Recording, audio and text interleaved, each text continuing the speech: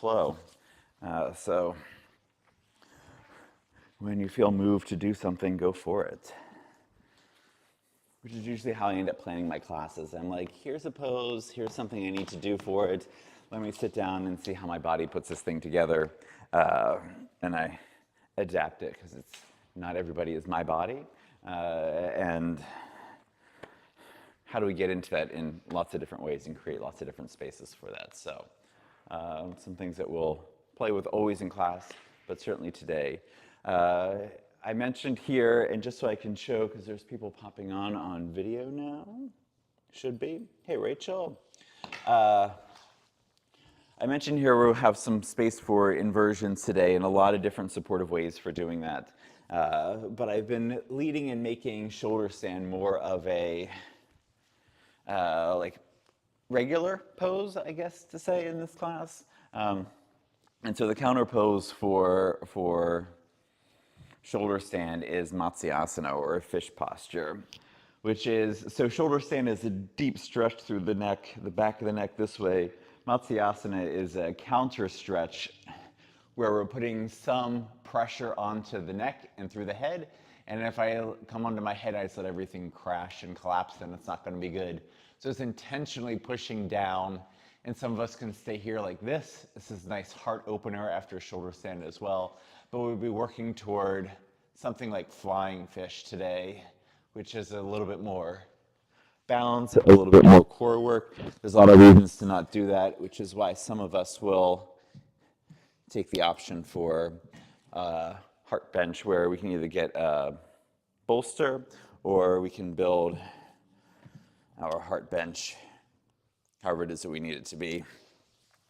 That is a lot more support here with a lift, much less intense on the neck, but you can change the intensity for sure if you would still like some counterbalance there. And so this will be the alternative to Matsyasana when we get there. All right. Last thing I should say before we get started is it is an hour-ish class. So if you do need to leave right at 1 o'clock, I'll give a heads up, come out of what you're doing, give yourself the space for Shavasana, and then you can leave your stuff. I'll collect it when we go. But I usually am almost always bringing us into Shavasana by 1 or 1:01. So coming out of it fully by like 1:05.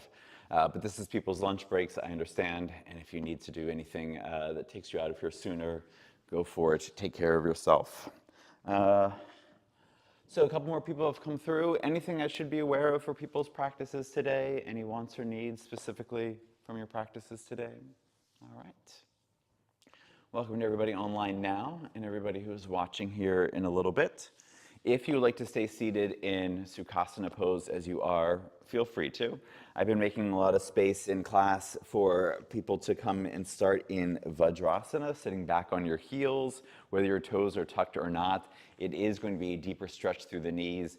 It's going to be a deeper stretch through the quads as we get started. So if that doesn't feel right for you, you do not have to take that. This is definitely a listen to your body and do what you need to. And now let me turn off this microphone on here so we don't have everything being doubled up. And get some sound going here. As you find your comfortable seat, whatever that looks like here, either allow your gaze to become soft and unfocused, or allow your eyes to slowly come closed, more intentionally turning inward.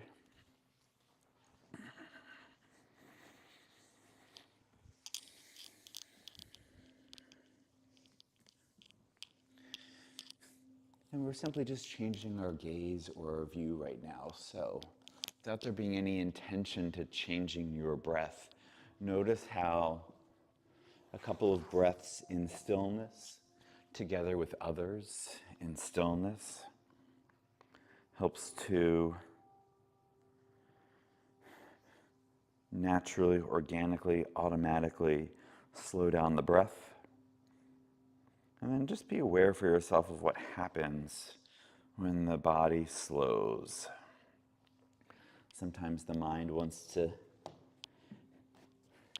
create the movement and the tension. And the exhales can release any sort of mental or emotional distress, tension right now.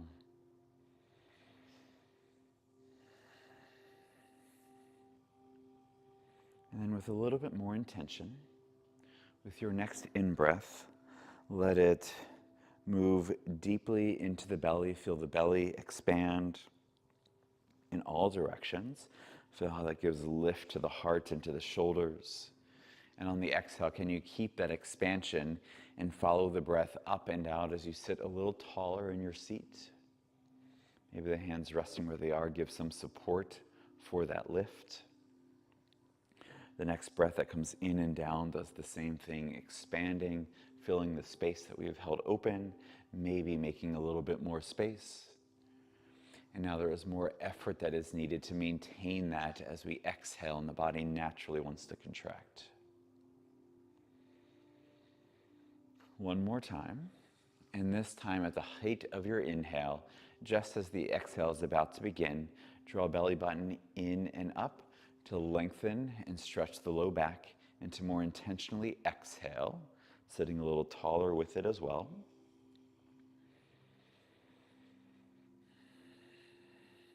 With the next inhale that follows, bring your hands to heart center. You can maintain that contraction and notice where the breath has to move because of that boundary. With hands at heart center, without oming to start here today, just bringing in this intention of self-reverence, of honoring all that you are, all that has brought you here, all that you are capable of, and also that not all of that needs to be here right now in this moment. With the exhale that follows, release the hands back down to your laps. If you had your hands at heart center, let the eyes either slowly focus or the eyelids slowly open. And if you're sitting in Vajrasana and it feels uncomfortable, you can change your seat.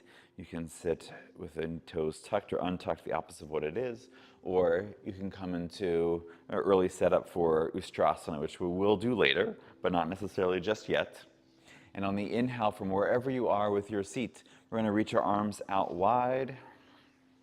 As we lift our arms wide, reach both arms up and overhead, grounding down through the knees or through your sit bones as you do so. And we're going to take right hand by our side, left fingertips are going to take the skull right above the ears, and on the exhale of this right shoulder heavy, start to draw gently but steadily the left ear toward the left shoulder. It's not the left shoulder lifting toward the ear. As I was saying on Monday, I could just do this for half an hour. This is the side of my neck that always has something going on in it. And so if this feels nice for you, you can stay here right with it, or you can let the head come up a little bit, bring the hand more to the space just behind the ear, and turn your chin towards your left armpit, left shoulder, and take the head a little bit more forward and over just to get into a different part of the neck with your stretch. If that feels more or less good than the other side, than the first version, adjust as you need to.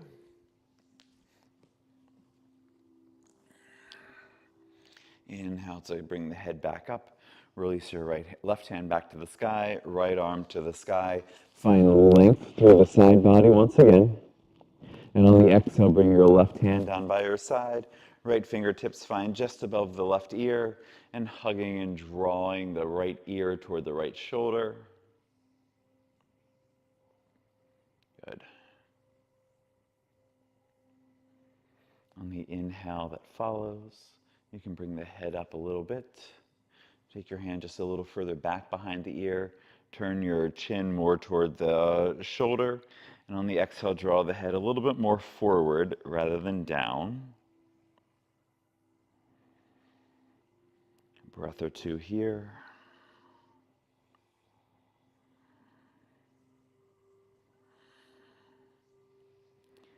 With your next in-breath, let the head rise up. Release your hand down by your side. You can let the chin come forward without the whole head coming forward, but letting the chin move toward the chest, so we're stretching through the back of the neck, and just notice how that feels.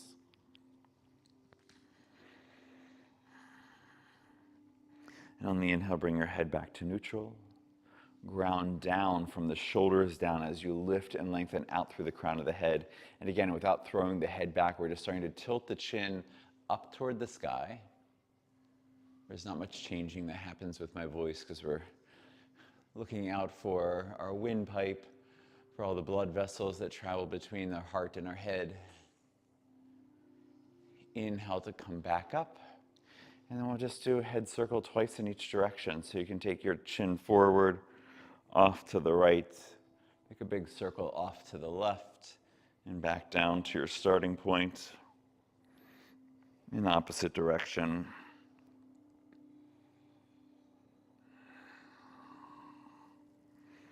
Good. As you come back to center, bring your ears back over your shoulders. You can walk your hands out in front of you, or however you need to adjust to come into a tabletop position. We won't be here for very long, but if you need the extra supports on the knees, go for it. Just like for some of us who are coming into Anjali Mudra, really feel and sense the length of the fingers grounded into the floor, the edges of your palms grounded into the floor. You can grip the mat a little bit here, and if that lifts the finger knuckles away from the floor, can you grip while also lengthening the fingers so they stay grounded? You can let the head drop here for just a second. Just see that you can't see your feet or your ankles between the knees, and bring your gaze back to neutral. So we're looking as if there's a line across the tops of your fingers. So trying to keep the head neutral here. I'll move through some cat-cow stretches. If you know and love them the way that you do them, go for it. If you like something a little extra or different, I've been bringing into practice here a little bit more. On the inhales, you come into your cow stretch. Heart is forward, sit bones lift, and heels also reach towards sit bones. Good. On the exhales, you round the back and come into cat stretch. We're going to take both feet off to the left. So now we have a cat stretch with a deeper stretch on the right side. Inhale back to cow with the heels at sit bones and everything pretty neutral, at least across through the midline. Exhale for your next cat stretch. Now the feet go off to the right, getting a stretch through the left. Inhale to come back, and you can do that one more time on each side, or if that doesn't feel great on the knees or any part about the movement doesn't feel great, come into your usual or regular cat-cow stretch. Good. And as you come through the second side, your next cat stretch will bring the feet back down to neutral. Inhale to neutral through the spine. Tuck the toes, lift the knees, rise up and back to your down dog, Adho Mukha Svanasana. Now we've got both legs here towards straight. You can pedal through the legs if you would like to. We'll definitely get into some hip openers, so we'll do some three-legged variations in a little bit, but feel free to take some of that now if it feels right. And it might also just feel very nice to have both legs fully stretched. In our down dog, in our puppy pose there, nice adjustment for yourself. Without taking your gaze back to the fingers, and you sense and feel into the fingers that you can touch and you're connected to the floor through the length of all of your fingers. Come up really high here on your heels, keeping the hips high, and you can either walk step to the top of your mat with the heels high, or putting a lot more pressure into the hands, a deeper bend to the knees with the heels lifted. Take a bigger jump, trying to bring hips over the wrists. As you come into your forward fold, Uttanasana, exhale to fold in. Let the knees be bent as much as you need to have connection to the floor. And just like in your cow stretch, can you sense, can you feel the shoulder blades moving onto the back so we don't have this deep rounded shape in the back body here?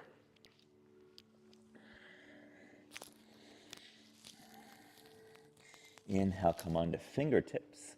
We had a little bend to the knees. Can you put more weight into the fingertips and into the balls of the feet as you send the inner thighs back a little bit more, just to find more length through the back of the legs? Notice how that changes the shape of the back, how that changes the sensation of the forward fold. And either staying here for another breath or two to allow the backs of the legs to fully open, or here on fingertips on the exhale, maybe start to bend the elbows wide and back behind, toward the back behind you, so you can fold in a little deeper still. And on your inhale, we can either roll up through the spine with a little bend to the knees and curling up or uncurling, I guess, or a reverse swan dive, reaching the hands wide, and as you ground down through the feet, push up through the shoulder blades to rise up and overhead. Tall mountain. In your tall mountain, maybe lift the heels here away from the floor. Snap, cracking, and popping. Exhale, heels find the floor with the palms forward. Pull down into cactus arms. Good. Hug shoulders onto the back. You can let the elbows come a little bit further forward so they're in your periphery. Bend the elbows more deeply to interlace the hands behind the back of the head. You can start to move the elbows wider here again if you would like to. But as we're hugging and clamping onto the back of the head, can we lengthen through the back of the head, reach out more through the crown of the head, and this action of doing this with the arms helps to send the shoulders down the back, keeping us more integrated and more tight into our center and into our torso. Good. So we're going to be doing some neck stuff today.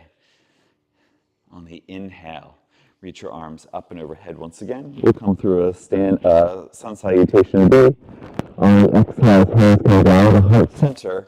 Inhale, lift up through the heart, and then sit back and down into your chair. You can look down, you can see your toes in front of the knees. If you can't, what does it take to take the hips a little further back and to sit a little deeper still? Nice. Heart keeps lifting. On the inhale, reach the arms wide, up and overhead. A little bend to the knees if you need to. Hinge from the hips, fold in, Uttanasana. We'll have our usual little remix here in the flow. Inhale, come up just enough to step one foot back and then the other into your plank pose. You can always have knees down if you need to. We're back on the hands. Do we have our down dog and our tabletop hands? Nice. If you need to lower the knees to come into a supported chaturanga or support yourself in lowering down, you can do so. Or on the exhale, as you tip onto the tippy toes, elbows bend back alongside the body, lower down, either all the way to the floor or coming up into up dog. If you're going all the way to the floor, give yourself cobra or sphinx pose if that's better for you. Good. From your back bend, either coming back down to the floor or to your chaturanga, keep the left foot grounded, let the right foot lift away from the floor and hover. And as you push up through the hands and down through the left foot, rise up through three-legged plank, back to three-legged dog. Bend the knee here, heel to sit bone. And as we keep the hips high, draw right knee to the chest as you come forward to core plank, pushing the floor away so you can take a big step forward or several steps forward to your lunge. Staying low if you need to, back knee bent if you need to. Inhale, rise up for your crescent. Good, nice full breath up, reaching through the fingers. Exhale, settling deeper in through the legs. Inhale to lengthen once more. And on the exhale, frame it out. Back heel lifts. Maybe right foot hovers away from the floor as we send it back to three-legged plank, to three-legged dog, now with a hip opener if you would like to. If you're opening the right knee to the right, push down into the left hand to keep the left shoulder lifting so we're not collapsing there on the left side. Good. Inhale, back three-legged dog. Exhale, down dog. Next, inhale with both feet grounded. Push yourself forward to plank once again.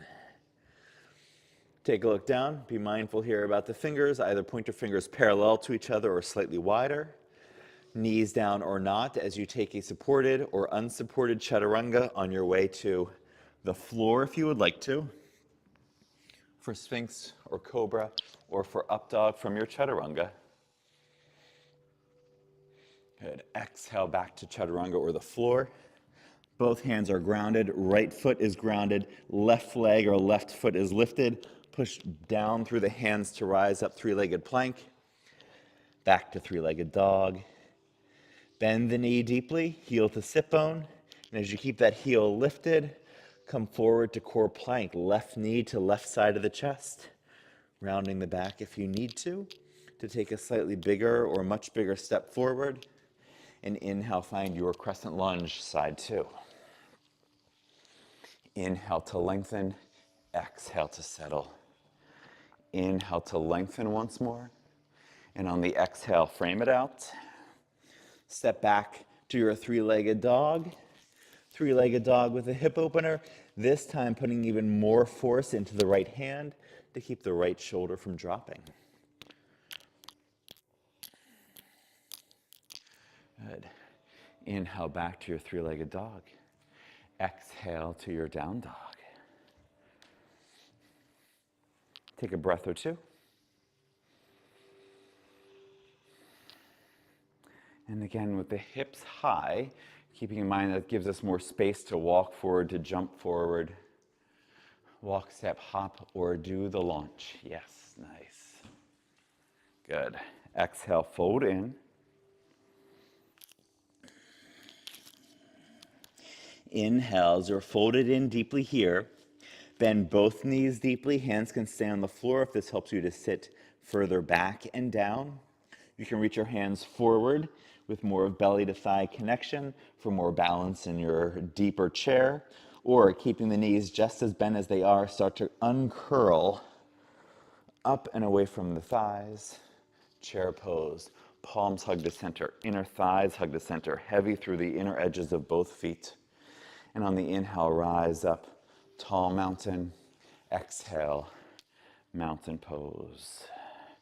Running down through the feet, letting the hands hug alongside the body, being very intentional in your stance. Nice full breath in and down. Feel how it is in both feet. We're going to come into some balance play here with one foot and then the other. So feel even pressure through all four corners of both feet. And our next inhalation, as we reach the arms up and overhead, exhale, sit back and down into the chair. Good. Keep your right foot grounded and heavy. You can either lift the left heel and slide the left foot back into a crescent lunge, or we can bend the left knee so much so that the left heel comes to sit bone, staying deep still in this lunge or this chair leg. Extend back. Bring the back foot down. Either for crescent lunge, you might slide it back further, or if you know it, Virabhadrasana 1, Warrior 1, back heel spins down. Maybe heel to heel alignment. Doesn't have to be that. That can be a lot more wobbly.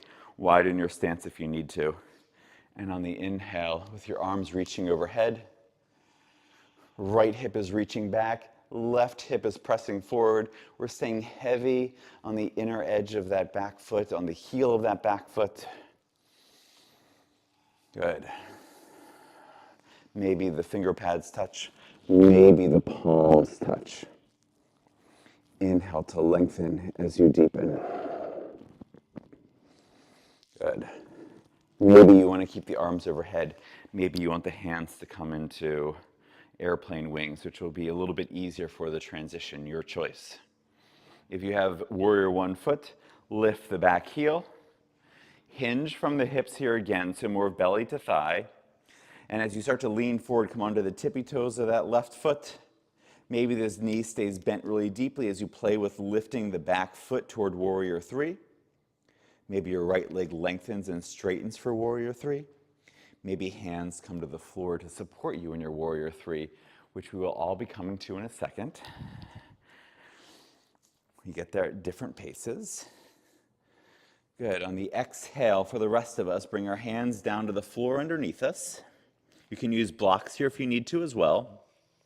Put a little bend to the right knee. You can bend the left knee deeply. We're coming into a very early standing split, so we're not coming into this super deeply. But find the placement for the hands where we have more of belly to thigh connected.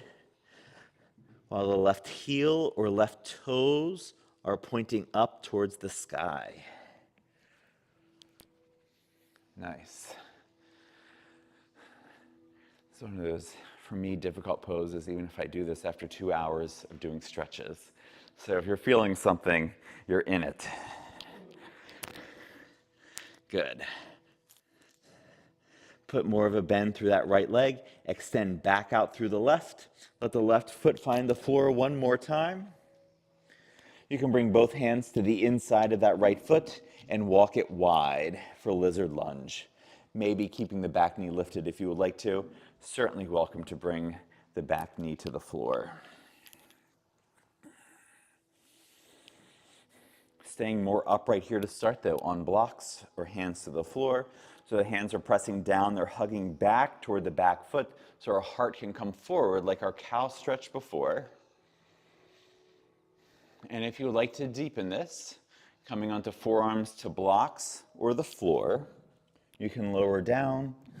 You can bring the knee down if you have it lifted. You can lift the knee if you had it down. The further and closer we get to the floor, though, the more that front knee wants to push wide. It's going to do that, but can you do the adductor work of hugging to center so that another class, another day, that foot stays grounded and heavy? Good.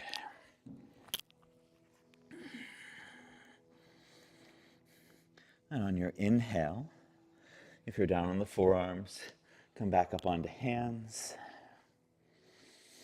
You can walk that right foot back in line with your right sit bone. And either staying low here and bringing that back foot forward, or you are welcome to come into crescent. And from crescent lunge here, big step forward with the left landing in chair pose once again.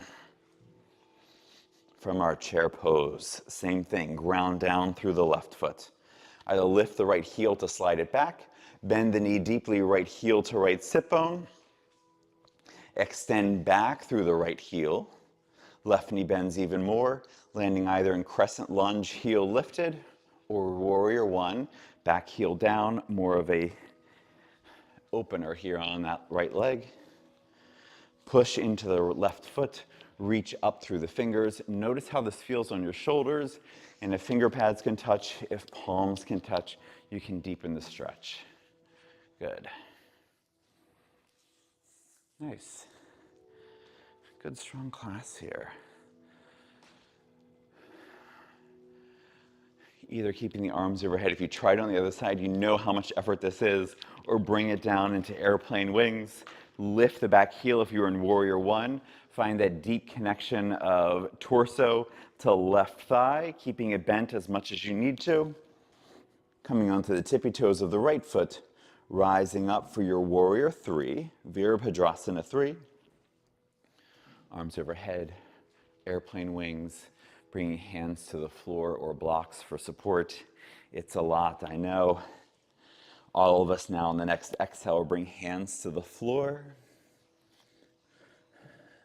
Lift and lengthen here. So find that length through the front body to start. Maybe the fingertips come back. The fingertips can be in line with the toes. If this is a pose you love, you can take hold of the back of the shin or back of the ankle. But with a bend to both knees, hinge more deeply into the forward fold as you send the right heel or the right toes up toward the sky. Good. Check in with yourself without there being judgment about it. How does this side feel compared to the other?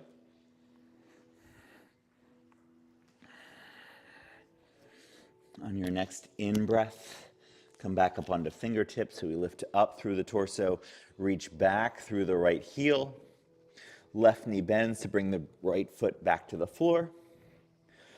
Left foot moves to the edge of your mat, both hands to the inside.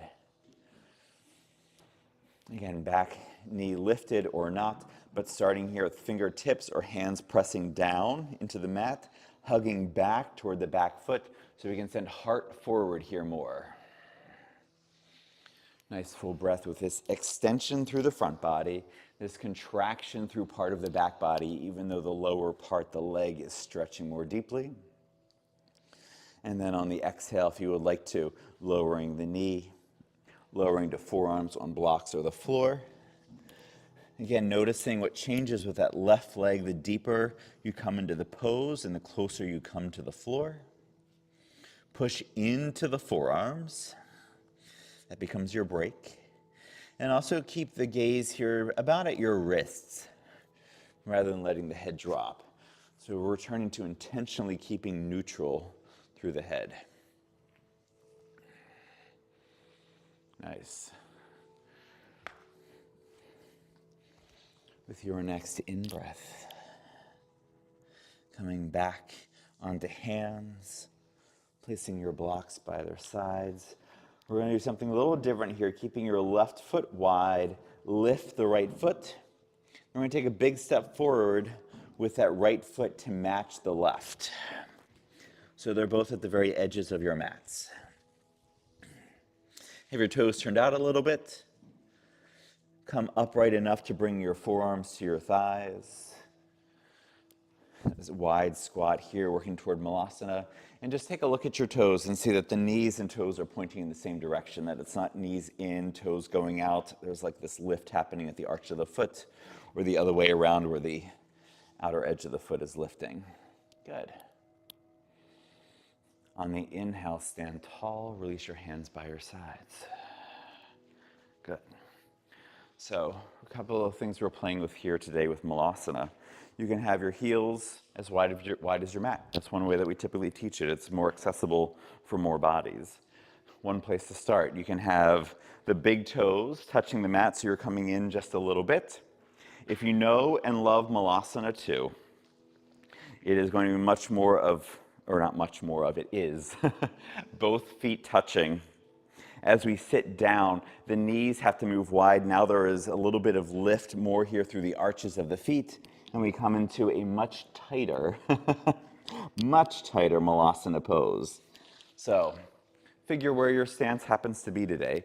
It can change once you're in it if it feels too much or not enough, but find the width of your stance, the direction of the toes so that the knees are moving in the same direction. And as you reach the hands up and overhead, on the exhale, hands start to come to heart center, knees start to bend, hinging from the hips as we sit further down here still. Upper arms to the inside of the knees or the thighs. Knees hug together, elbows, upper arms are trying to push wide, and find a little bit more lift here through the heart. Good.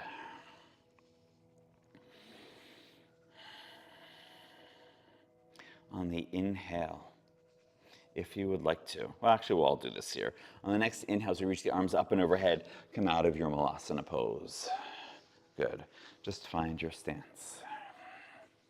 Felt all right on people's knees, ankles. I saw everyone had heels grounded. That's really great. So this is one of the times where we can move to the possibility of some inversion. So you can move your stuff to the sides of the wall if you would like to. We'll ultimately stay there, so if we all move there, that's fine.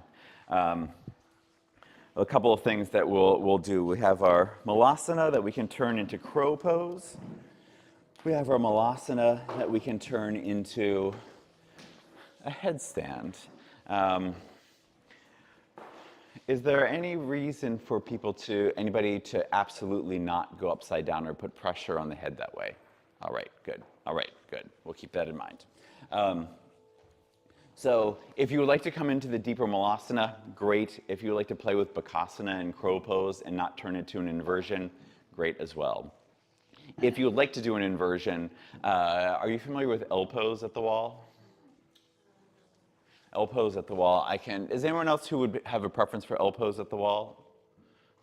All right, I will come over and measure some things out for you. All right.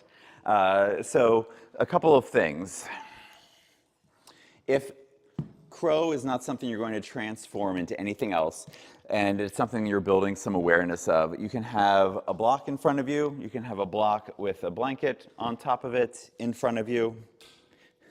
And as we come from our Malasana pose, from garland pose, we've already played a little bit with arm strength here with all of our three-legged chaturangas and plank poses here. Coming down onto the hands, letting the hips lift, finding this gripping sensation with the mat here as well. Lifting the heels and allowing more weight to be into the balls of the feet and into the hands. Maybe it's one foot and then down. Maybe it's one foot and then the other foot. Maybe it is both feet at the same time, and you've got a block here to catch you in the event that you're afraid of falling. Because that's I think I can say it as true. Like the biggest fear of this is like, what happens if I fall on my head and like I'm all on this thing and how am I going to catch myself? So this is a nice way to build that strength, especially if you are interested in someday moving into a headstand here. Or yes, headstand. I was going to say handstand would be something wild. We've got the wall, so when we're doing this facing the wall, you know that you have something to catch you behind you. You just want to measure out to make sure, especially with that conduit there across the wall, that you're not crashing into the conduit. So we find ourselves coming into Malasana, from Malasana, coming into Bakhasana or crow pose, hugging to center, strength here through the hands, lifting through the heart, and then with control, whatever that means, lowering onto the crown of the head. As soon as you do so, push into the head. That sends the shoulders up and back, and rising up into headstand. So if you have the wall behind you, you have something to catch you. You can come back down out of it. Back into crow and make sound effects. It's absolutely worth the sound effects. And play with that. If you would rather just come into, because we've got a few minutes here, just come into an inversion, feel free to skip the Bakhasana piece, come into a headstand if you would like to, come into forearm stand if you would like to, or I will show L pose at the wall here for people who would rather have that, all right? So if you would like L pose at the wall, what you're going to do is sit as far back to the wall as you can. You're going to have your blocks. You're going to measure your blocks and place them where your ankles are. That place where you put your ankles is where you'll put your hands and your wrists. And so now with our feet against the wall, it's going to feel like a very tight table. Very tight table. We were in that a little bit already. I think I can do this here.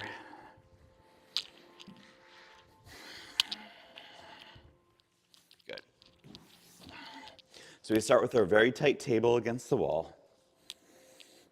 We lift the knees to come into a very tight down dog against the wall. Then we take one foot and just feel that it's about at hips width distance. We want that leg to ultimately be parallel to the floor. We're pushing the hands down and away from the wall to help to send the heart toward the wall. That will help to ground us as we lift the other foot. Maybe here an upside down chair. Maybe working toward straightening both legs. I saw you over there with the one leg lifted and coming into 3/4 of a handstand, which is still a lot. So we have some options, and I will give lots of help if you would like to. I see laughing over there. That is a great thing to do in a yoga class. Yeah, nice. No, don't take that leg any higher. Yeah, keep it right there, good. And then push your heart to the wall as you try to straighten your legs. Yeah, no, just straighten the legs. Just push your legs towards straight. Yes, unbend the knees. Unbend the knees a little bit more if you've got it. Yeah. Nice. You can probably get in just a little bit closer. Okay. Yeah. I think you can get a little bit closer. Your hands were a little further out, so everyone's got different proportions. That thing is just a place to start. You were here. This is great. You're like 95% of the way into it. The thing that happens with the foot slipping, again, is the heart pressing toward the wall, the hands pushing away to send the energy back toward the wall, and work towards straightening. And then if you want to, you take one leg fully up to the sky, and that is 3/4 of a handstand, which is a lot.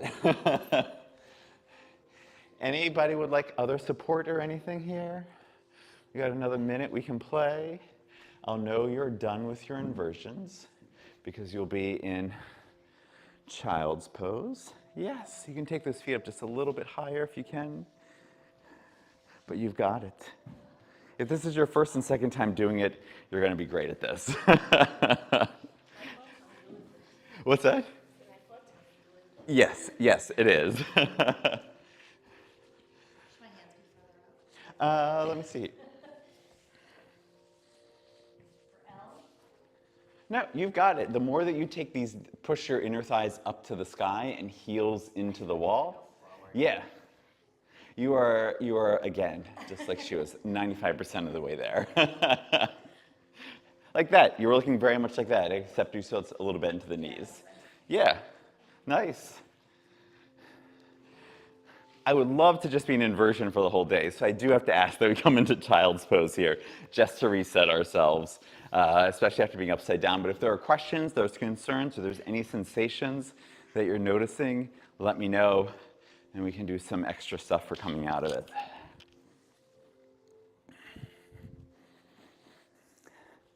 Everybody was upside down. Let your next exhale be very clearing.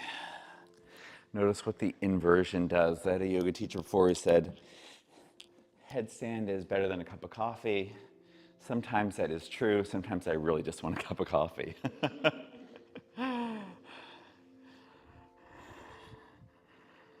Good. From your child's pose, you're slowly going to walk yourself forward to come out of it. We will, Amy, you'll probably bring your just stuff back in this way to face in, but we'll all bring our mats just about 6 inches or so away from the wall. We don't need to move anywhere past that, but at the very end when we come into our Shavasana, it's just nice to have room to stretch and do the other things that we need to do. Good. Since you've been up to move those things, we're just going to come into standing at the center of your mat. Some of you facing, well, we'll just all face to our, oh God, it's going to happen, the mirroring thing. Wherever you are, except for the two of you in the back, we'll just take our feet wide and face toward me. So it's going to be a little different on each side. I'm going to be very mindful here. We're going to come into the Skandasana, so it might be easier to face toward there on your mats, or if you would like to turn your mats toward each other to face toward me, still great. But we're going to start in Prasarita Padottanasana first. So reach your arms out to the side here. Again, this is just a measuring thing. It's not going to be the same for everybody. Generally, ankles underneath the wrists. You can certainly go wider. There's a lot of reasons to have to go shorter. In our stance, we want our feet to be slightly pigeon-toed. So bring your big toes in closer than your outer toes. You can bend the knees as much as you need to come into this. And you don't have to have the arms out by your side. You can have hands in front of you to immediately give yourself support. Arms reaching out to the side is going to ask a lot more of the body and muscular energy to keep yourself upright and with good integrity through the back. So ground down through the inner edges of both feet. Feel both inner thighs moving back behind you. And as you reach heart forward, arms to the side, lower down and feel the halfway point. And if it feels like there's more weight in the heels than in the balls of the feet, even from here, can you pitch forward a little bit and feel more pressure in the balls of the feet, then push more into the balls of the feet to keep you from falling forward? On the exhale, you can do two things. You can either bring the hands straight down in front of you. You'll bend the elbows, you'll deepen your forward fold as you do so, or on the exhale, keeping the hands wide, hinging more deeply from the hips, letting the right hand take hold of the right ankle, letting the left hand take hold of the left ankle. Then to come in deeper still, again, a little bend to the knees, and that frees up some sensation and movement. Elbows bend and push wide and up to draw yourself more into this wide-legged forward fold. Feeling, sensing that again, the pressure and the amount of weight that is in the pose is not completely out of the heels, but is definitely more in the balls of the feet. Good. If you feel more in the heels, typically that's because the hips are further back. We're still getting some stretch there, but we can increase that stretch for sure. Good. One more or on your next inhale, unbend the elbows to allow yourself to come up a little bit. And on the exhale that follows, as we find this length here through the spine, maybe we bend the elbows again and draw ourselves in a little bit more deeply than before. Good. On our way here toward Skandasana. On the inhale, we'll all come halfway up, hands directly underneath the shoulders with our body parallel to the floor. You can probably lengthen your stance a little bit. We'll move through a flow here so that everyone gets a chance to adjust and measure things out for Skandasana. What we'll do though, we'll turn right toes away from the body. So rather than pigeon-toed, I guess it's called duck-toed, but toward the top corner of your mat there. And on the exhales, that right knee bends over the right ankle in the direction of the right toes. Walk your hands to the inside of the right foot. You can keep that left foot spun down. You can spin left toes to the sky. Good.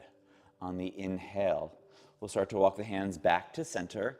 Now the left toes will point away from the body like the right toes were. The hands walk to the inside of the left foot, and either the right foot plants or the right heel down, right toes up. Good. We're going to do that 2 more times on each side, moving with the flow. Or if you take binds or you would like just to be in it for a little longer on each side, you'll stay for twice the length. Maybe if you're staying for twice the length with both hands down, you take one hand up. It comes back down, so we can switch sides. Once we're on the left foot, left hand stays down. Maybe you play with the right hand lifting. Bring the hand back down. Come back to the middle. Plant both feet. Heel toe both feet to center. Turn to face the center of the room with your toes pointing in the direction of the center of the room, and sit back down with the feet out slightly in front of you. We're going to come into boat pose, Navasana. One more big work here through the core before we do a nice stretch here with that. Heels press down, toes point up. Feel, remove flesh away from sit bones, so you feel good and grounded through the heels and through the sit bones. You can stay here on hands if you need more support. You can bring hands to thighs or knees or reach your hands forward. Heels press down, push down through the mat into the floor. Keep doing that as you hug inseam of the legs to center. Keep doing those 2 actions, and now hug heels to sit bones. And get a little taller. I saw that. Nice, nice. Staying here, there's a lot of core work that is happening. Again, just like we were in crow pose, you can lift one foot and then the other. You can bring one down and bring the other up. You can do both at the same time. Knees hugging to chest, heart is reaching forward as much as possible. And on the next inhale, lift shins parallel to the floor. Notice how this feels. Good. On the exhale, bring your heels down. Bring your hands down. Nice little breath. So I think it was this class a couple weeks ago, we did Ardha Navasana, or half boat. And usually the half poses don't feel quite as intense. That is not true for half boat. So once you're down, if it feels like you're not going to be able to get up in a way that's safe, you are free just to sprawl out on your mat and catch yourself, all right? So re-engage here through the feet, through the legs, through the hips, through the heart, hands reaching forward or taking hold of wherever they need to. On the inhale, as the heart keeps reaching forward, draw both knees to chest. Lift both shins parallel to the floor. Press through both heels as both inner thighs get heavier, and reach your hands towards your toes. This is full boat. This is not the half boat part. On the exhale, we're going to lower heels and shoulder blades to about an inch away from the floor. I'm not going to come around and measure, don't worry. On the inhale, rise back up, full boat. Ooh, yeah. One more time, just because we're really strong here in class. Exhale to low down. Hold for the breath. On your next inhale, rise up. plant both feet, plant both hands, make a nice audible sigh. Good. How are people feeling? Good? All right. So 2 things here. I mentioned shoulder stand as a possibility for this Matsyasana pose that we're working toward. If bridge pose is about as far as you want to go, it's still a deep stretch through the front part of the body.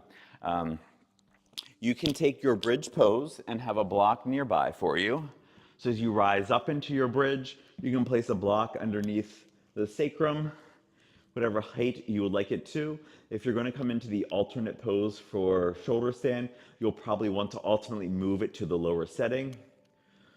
Arms are ground down, knees come into chest, heels pressed towards the sky, and this is Viparita Karani. So it's still an inversion. We've got a lot more support here with the block. The hips are higher than the heart, which is what makes it an inversion. It's great that the toes are up higher than your heart as well. And you'll be there for the length of time that we are in, or some of us are in shoulder stand, Salamba Shirshasana. There's a lot of reasons to not go into shoulder stand. When we're in bridge, we really want to make sure that the neck is not touching the floor. Then physics says we're going to pass force and gravity through it, and we don't want to do that. And that is true in shoulder stand as well. It's called shoulder stand, not neck stand. And in shoulder stand, we do not want to turn our head from side to side. So no to this. It's not supposed to carry any weight, but it is going to change the muscle and shape of the neck and the upper back, and that can affect how the pose feels on the shoulders. It can give us a crick in our neck that we also probably don't want or need. If shoulder stand is newer for you, or you know that like you tend to have like a flat neck when you come onto your back like that, you'll take your blanket, unfold it, or have it just so it came off of the pile there. And when you're on your back, the rounded part of this will be right here across the shoulders. So that'll give an extra half an inch of space between your neck and the floor, which can be a nice place to build that awareness and that strength for it. So you know where we're going to go from our bridge pose. I'll give lots of support to anyone who needs it, but we're first going to get started in our bridge pose. So come to lay on your backs, have a block close by if you need it. If you think you're going to do shoulder stand and you think you're going to use the blanket, bring the blanket already into play for your bridge pose. Setu Bandha Sarvangasana. Feet are close-ish into the sit bones. You can place a block between. Extra information of reminding to hug to center is helpful for you. We're going to bend the elbows, triceps pushing into the floor, fingertips reaching to the sky. Hug each shoulder blade a little bit closer onto the back, so that gives a little bit more lift as well for the neck. And very intentionally push the very back of the head, not the top of the head, but the very back of the head into the floor. As you push down into the shoulder blades and into the upper arms and stand down through the feet, continue to hug to center as you send hips to the sky. So I'll give some options here. At any point, you can turn this into your Viparita Karani or your shoulder stand. For those of you who know it and love it, I'll give some cues if you're waiting for me for cues. But in your bridge pose, instead of arms by your side or elbows bent, you can turn your palms to face the feet. You can lengthen the arms and then have the entire length of the arms pressing down to support more lift. Activate the glutes to lift a little higher. Push more weight into the feet to support that lift. If you want to take a bound bridge, you can turn the palms to face each other, hug shoulder blades closer together without drawing them down the back, and interlace the fingers, pressing that interlaced fist into the floor, again for more lift. If you would like to move to Viparita Karani, you'll have that block underneath the sacrum. You'll draw knees to chest and shoot legs to the sky. If you know and love Salamba Shirshasana or shoulder stand, you'll lower your hips down back to the floor, probably draw knees into your chest, so now the low back and the butt is lifting away from the floor. We're pushing more into the triceps to lengthen the hips higher up to the sky. Hands are on the low back, fingers are pointing up to the sky as we press toes to the sky, keeping the ankles over the hips and the hips behind your chin. if the feet are coming overhead, it needs to be with intention and not gravity doing the work, because gravity doesn't care what your body can do. And that is an intention in moving toward halasana, which is also a pose that is not for everybody. But if you do know and love halasana and want to play with that from your shoulder stand, let the hips move further away from your chin. Bring the legs overhead, bend the knees to put the knees on your forehead. That may be a place where you stop. It might even be thinking, what the hell is he talking about? If you can get your knees to your forehead, you can lengthen one leg to bring those set of toes to the floor and see how that feels. You can bring the second set of toes to the floor and see how that feels. The easiest way out of halasana is going to be to rebend the knees to bring them back to the forehead. It is a lot more effort to push through the arms behind you to lift them up straight. But once you come back to legs overhead, bend the knees towards your chest so you can roll or lower out of your shoulder stand, halasana sort of thing here. Good, and catch your breath. Check in with yourself. Matsyasana is one of the counter poses, fish posture. If you're here for that, don't listen to what I'm saying right now. If you would rather take heart bench, what you're going to do is to take one block on its lowest setting, or maybe its medium setting, parallel to the short side of the mat, so it's longer across your back body. Your other block, you're going to have it the same, or higher, or lower, and you'll have to measure yourself out to feel shoulder blades on blocks, head finding the other block, and so you'll just adjust as you need to. And then you'll turn your palms up alongside the body, and you'll be here for the next minute or two while I'm guiding some of us through Matsyasana, or fish posture. If you're here for fish posture, on your backs, you're going to take your right hand underneath your right glute or thigh, your left hand under your left glute or thigh. Legs are together here. So it's like we're on mountain pose on our backs. We're going to push into the elbows to lift the torso away from the floor. Keep the crown of the head active and reaching back and not dropping down. And then all the way from the very beginning of class, start to tilt the chin up without the head collapsing back. Lower the crown of the head to the floor, and as soon as it touches the floor, very intentionally push into the floor to activate the neck, the muscles around the neck and the upper arms. You can stay here. You can free the hands. You can reach your hands towards the sky, palms touching, and not just straight up towards the sky, but up and away from their chin. And now as we put more pressure into the sit bones, we might also start to lift the legs away from the floor parallel to the arms for flying fish. Nice. Good. On the exhale, lower the feet, lower the hands, bring weight and effort back into the elbows so you can very safely lift the torso to bring the head back to neutral and lower your head onto the mat. If you have heart bench going on here, you can remove your blocks to the side unless it feels amazing and you'd like to do it for another 2 more minutes. We do want to do a little bit of a twist here though, just because we have been doing some back bends. So here on our backs, we'll come into, let's just stay on our backs here, Supta Padangusthasana C. So we find ourselves in like our mountain pose on our backs once again. We're going to draw right knee into chest, interlace the fingers either around the thigh if grabbing hold of the shin puts too much pressure on the knees, or take hold of the shin. On the exhale, draw the knee in close. On the inhale, let the knee move slightly away. Release your right hand off to the side, palm down. Take the left hand to either the outer knee or the outer thigh. And on the exhale, as you ground down and grip the earth with those right fingers, start to guide the right knee off to the left. You'll find yourself rolling onto the outer left hip, onto the outer edge of your left leg. The left toes are pointing in that direction. If you'd like the twist to continue the whole way through, on your next exhale, take your gaze off to the right as well. So the toes are pointing in a different direction. There's a spiraling action that happens through the body here. On the exhale, maybe you go a little deeper.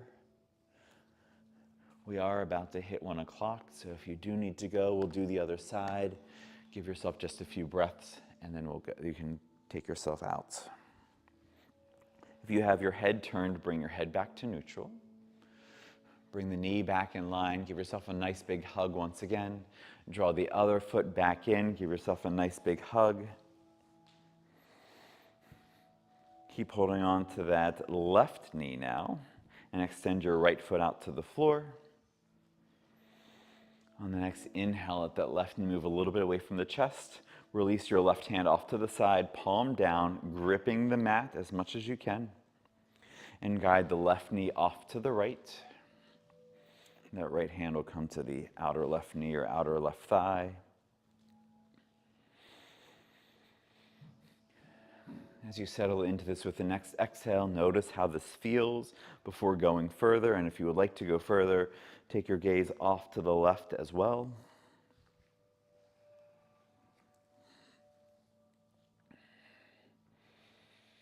Good.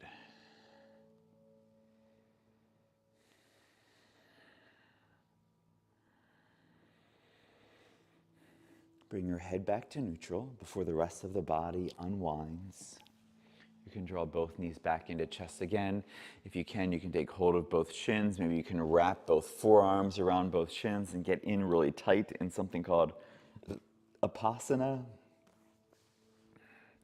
You can rock left and right a little bit, and you can move the legs closer or further away so you feel this massaging, rolling over sensation wherever it feels like the back would love to have it. And if you're rocking side to side, you can fully rock off to one side to push yourself up to a seat. If you're rocking along the length of the spine, you can roll right on up into your Sukhasana. Not all of us started here, but this is a very, very familiar pose. And so even if this isn't where you started, with the eyes closed and the hands heavy on the knees or the thighs, allow yourself to take several breaths to notice how it feels in your body as we return to this familiar pose after an hour of mindful movement, of asana, just one of 8 ways of experiencing and practicing yoga.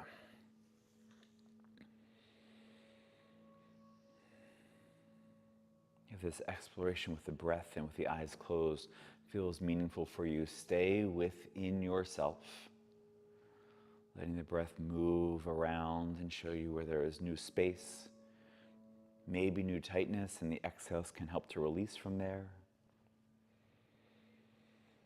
If you'd like to join with me in the sound of one Om, with your next inhale, bring your hands to heart center, and then exhale completely to inhale fully.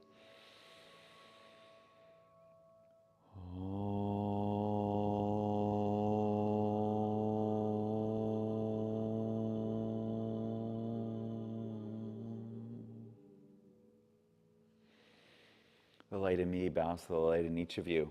Namaste, everyone.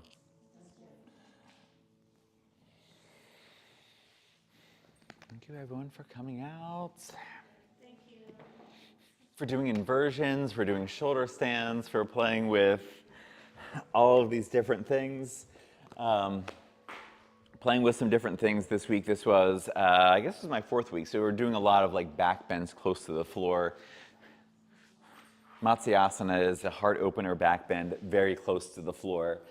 So we're bringing that series to an end. I don't know yet what I'm going to do as my other pose idea to move through, but I will figure that out before next Monday.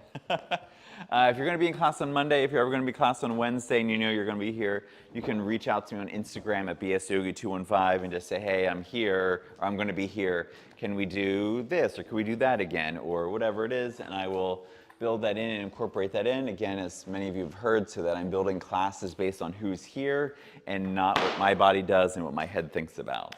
So always happy for ideas and suggestions. Be well, stay safe, have a great rest of your week and a great weekend here, everybody. While you're collecting your things, you do not have to sit and listen to it all. But Mariel has an intermediate advanced series that's continuing on Monday nights from 6:30 to 8:30. That goes until the 28th, so there's two more of those. What's today's date? 2 more of those. Thank you. The 13th is over. This upcoming weekend, Luminous Lessons from Ancient India with Rupa Pai, part of the 50-hour immersion, 200-hour teacher training that'll be open to the public. Great stories to share that tie into all the things with yoga. She is calling in from India, so it's like 1 o'clock in the morning where she is. That is like perfect time for me, but it's not for everybody. So she's showing up here to do that. That's all weekend for 2 hours or an hour and a half, it looks like. And then on the 22nd, Adriana's pranayama practice group picks up again for 8 weeks. It's virtual. So at 7:45 in the morning, you only have to roll out of bed and fire up your computer. You do not have to get to the studio to do it at 7:45. But check that out if you're interested in starting your day with some of that. And then this upcoming Friday, the 25th, is Larry's arm balance and inversion workshop if you're interested. Be well, stay safe. Thank you, everybody.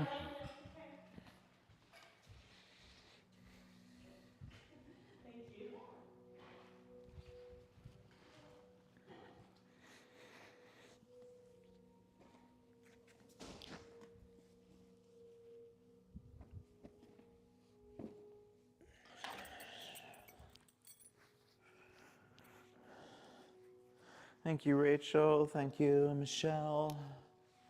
Thank you, everybody else who's watching later who may get to this part of the video.